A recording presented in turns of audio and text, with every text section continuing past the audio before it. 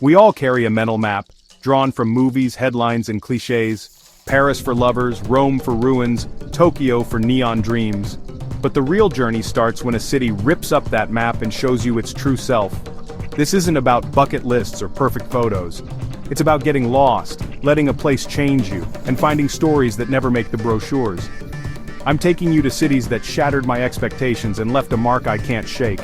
If you crave the real story behind the postcard, you're in the right place. Let's get gloriously lost together. Kyoto. A city where the past and present are woven together so tightly, it's hard to tell where one ends and the other begins. You picture serene temples and geishas gliding through lantern-lit alleys, a city frozen in time, where every corner seems to echo with centuries of tradition. But Kyoto is a city of contradictions, where the ancient and the modern are in constant conversation. Turn a corner, and you're in a smoky izakaya, shoulder to shoulder with locals, the air thick with laughter, the sizzle of yakitori, and the clink of sake cups. The city's energy is infectious, and you feel it in every crowded bar and bustling street. The temples aren't just relics, they're alive, pulsing with the rhythm of daily rituals and the quiet footsteps of monks. Visit a hidden one at dawn, and you'll hear only the wind in the bamboo and a monk's chant, a sound that seems to float between worlds, ancient and eternal. It's peace that has nothing to do with Instagram, a kind of stillness that seeps into your bones and lingers long after you leave. At Nishiki Market, chaos reigns. Vendors shout, strange sea creatures wiggle, and the air is thick with the scent of soy and smoke. Here, you taste 1,000 years of culinary history in a single afternoon, each bite a story passed down through generations. Kyoto thrives on the tension between ancient and modern, a city that refuses to choose between the two. You can meditate in a Zen garden, then catch a punk show in a basement club. The city's spirit is restless, always searching for new ways to express itself. Tradition isn't a museum piece here, it's the foundation for vibrant modern life. Old crafts and new ideas blend seamlessly, creating something uniquely Kyoto. Craftspeople spend decades perfecting a single skill, quietly rebelling against mass production, their hands shaping the city's soul one piece at a time. The food? It's not just kaiseki art, though that's a revelation in itself, each dish a meditation on season and place. It's a perfect bowl of ramen in a 6-seat shop, broth simmered for days, noodles springy and alive, served with a quiet pride that speaks volumes. Gion, the geisha district, is misunderstood. It's a world apart, where every gesture and word is steeped in meaning. It's not about sex, but about art, conversation, and the preservation of a fading world. Kyoto whispers its secrets, if you're willing to listen. In the morning mist over the Kamo River, the city feels like a dream you're just waking from, half-remembered and haunting. The clatter of wooden sandals on stone echoing through narrow streets is a reminder that history is never far away. Neon reflections in rain-soaked alleys hint at the city's modern pulse, a vibrant undercurrent running beneath the surface. I came expecting a postcard, a city preserved in amber. I found a city alive, complicated and deeply human, a place that honors its past without being trapped by it. Kyoto isn't a relic but a living, breathing paradox. It's a ghost in the machine of modern Japan, a subtle flavor that lingers long after you leave, haunting your memory and calling you back. Lisbon, a city that rises and falls with the hills, where every street seems to tell a story, and every corner holds a secret waiting to be discovered. This is a city with scars, earthquakes, revolutions, and centuries of change have left their mark. Faded facades lean on each other like old friends, their cracks and imperfections a testament to survival and resilience. There's a melancholy here, a sense of saudade, a beautiful longing for something lost or just out of reach. It lingers in the air, woven into the city's rhythm, making every moment feel both joyful and bittersweet. You feel it most when Fado fills a tiny bar, the singer's voice cracking with emotion you don't need to translate. The music wraps around you, echoing the city's soul, and for a moment, you're part of its story. Lisbon makes you work for it. You climb steep cobblestone streets that twist and turn, each step revealing a new vista or a hidden courtyard rewarding your curiosity and effort. Or you ride the rattling tram 28, its wooden seats and squealing brakes carrying you through neighborhoods where laundry flutters from balconies and locals greet each other by name.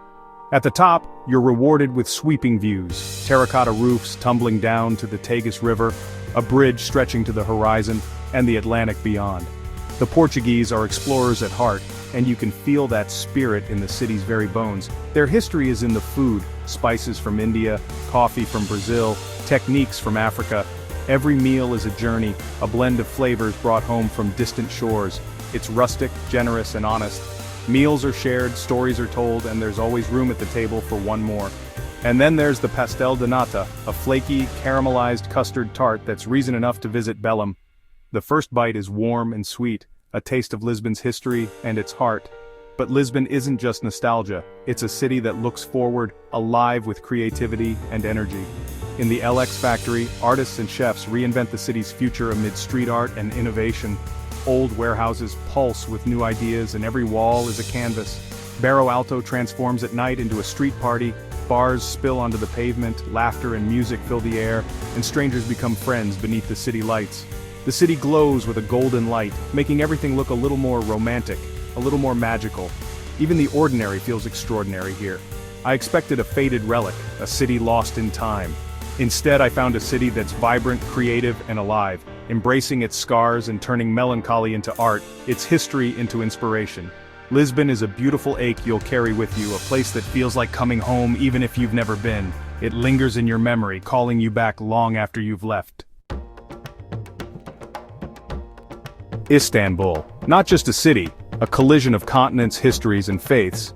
Here, the past and present are always in conversation, and every street corner feels like a meeting point of worlds.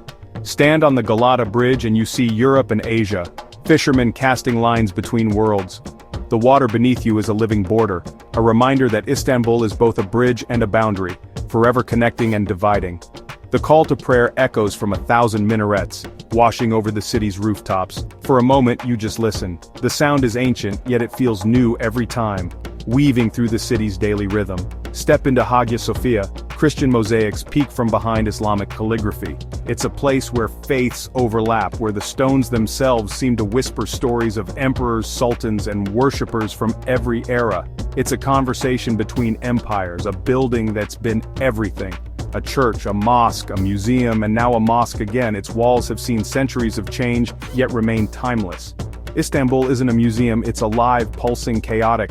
The streets are crowded with life, cars, trams, and people all moving in a beautiful, unpredictable dance. Dive into the Grand Bazaar, 4,000 shops, a riot of spices, gold, and haggling in a dozen languages. Every turn is a sensory overload, a place where you can lose yourself and find something unexpected. The food is a mosaic, simit for breakfast, doner for lunch, mise for dinner.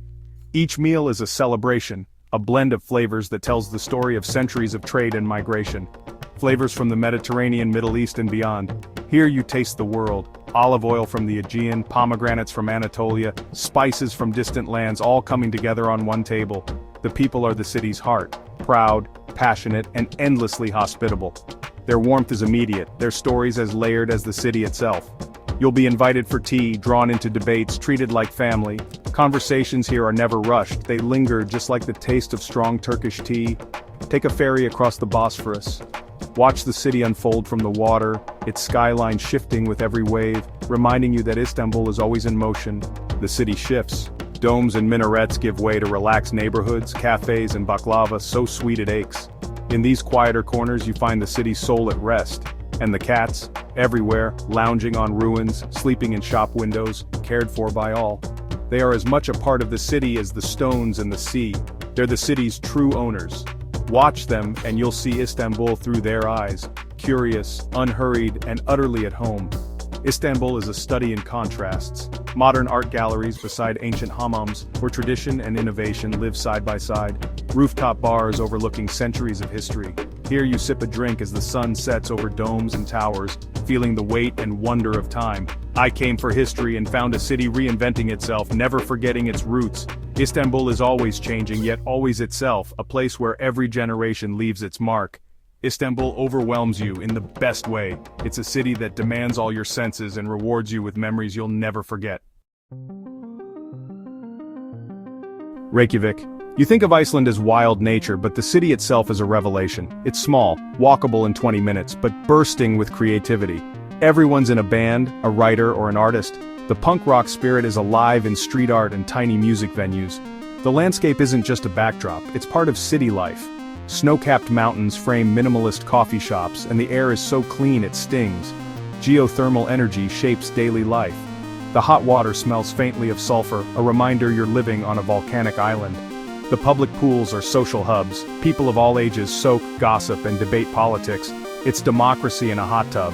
The food scene surprises. Yes, there's fermented shark if you dare, but also new Nordic cuisine, wild lamb, fresh seafood, and the legendary hot dogs at Bægerens Bedste Pølser. The northern lights sometimes dance right over the rooftops, making you feel tiny and awestruck. Icelanders are reserved but witty, resilient, and fiercely proud of their culture. They've survived centuries of hardship with style and humor. I came expecting a gateway to nature. I found a city with a huge personality where civilization and wilderness blur. Reykjavik is a reminder that the most interesting things often happen on the fringes. Buenos Aires, a city that feels like Paris got lost in South America. Grand, faded, passionate, and melancholic. Tango is its soul, not just for tourists. In late-night milongas, old couples dance with a silent, shared history. The Parrilla is a temple of meat, thick steaks, fries, and Malbec in a neighborhood joint. Simple, primal, unforgettable. Street art explodes across Palermo and Collegiales. Massive murals telling stories of politics, love, and rebellion. The city's history is palpable and painful. The ghosts of the disappeared linger, the mothers of the Plaza de Mayo still march, and Recoleta Cemetery is a city of the dead. Porteños are stylish, opinionated, and resilient, masters of conversation, cynicism, and survival. Life runs late. Dinner at 10, bars at midnight, clubs at 2. The city comes alive after dark. Bookstores like El Ateneo Grand Splendid, an old theater-turned-literary temple, show Buenos Aires' deep love of culture. Everyday life is theatrical arguments, flirtations, gestures. Life is drama, comedy, and tragedy. I came for steak and tango. I found a city with a wounded, beautiful soul, struggling with its past, uncertain of its future, but living every moment with breathtaking intensity. Buenos Aires teaches you that beauty and sadness can coexist, and that the best response to tragedy is to live, dance, and love with passion. That's a few pages from my own crumpled map. Kyoto, Lisbon, Istanbul, Reykjavik, Buenos Aires. Cities that surprised me, changed me. But this isn't just my story. The world is full of cities with secrets to share. Now it's your turn. What city tore up your map? Where did you get gloriously lost? Tell me in the comments. Let's build a new atlas together, one of surprises and stories. If you're hungry for more, hit subscribe. There's a lot more ground to cover, more meals to eat, more stories to tell. Thanks for coming along and letting me share my table. The world is waiting. Let's go get another taste.